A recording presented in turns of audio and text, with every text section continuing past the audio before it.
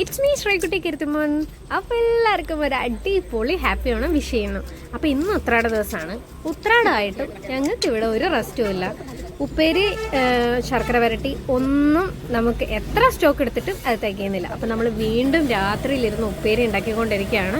മെയിനായിട്ടും അച്ഛയമ്മയാണ്. അച്ഛയുടെ അമ്മയുടെയും കോൺട്രിബ്യൂഷൻ ഇത്തവണ ഓണത്തിന് ഹൈ ആണ്.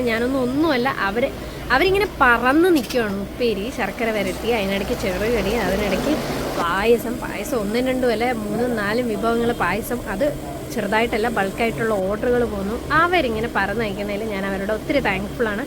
അപ്പം ഇത്തവണത്തെ ഓണം എന്ന് പറഞ്ഞു കഴിഞ്ഞാൽ സത്യം പറഞ്ഞു കഴിഞ്ഞാൽ ഇത്രയും എനർജറ്റിക് ആയിട്ടുള്ള ഒരു ഓണം എൻ്റെ ലൈഫിൽ ഉണ്ടായിട്ടില്ല. അതെ, ഇത്രയും വലിയ ബാസ്ക്കറ്റ് നിറച്ചിട്ടുണ്ടായിരുന്നു. പാക്ക് ചെയ്ത് പകുതി ആയപ്പോഴാണ് ഞാൻ നോക്കുന്നത്, അയ്യോ ബാസ്ക്കറ്റിലുള്ള ഉപ്പേരിയുടെ വീഡിയോ എടുത്തില്ല.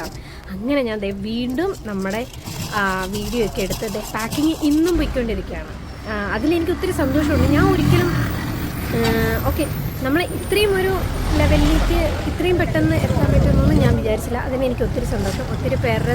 ഒത്തിരി പേരുടെ ഒരു മനസ്സ്, എല്ലാവരുടെയും ഒരു സഹകരണം കൊണ്ടാണ് ഇപ്പോൾ എത്തിയത്. അപ്പോൾ എല്ലാവർക്കും ഒരു ഹാപ്പി ഓണം വിഷ് ചെയ്യുന്നു. അപ്പോൾ ഓക്കെ, ബൈ.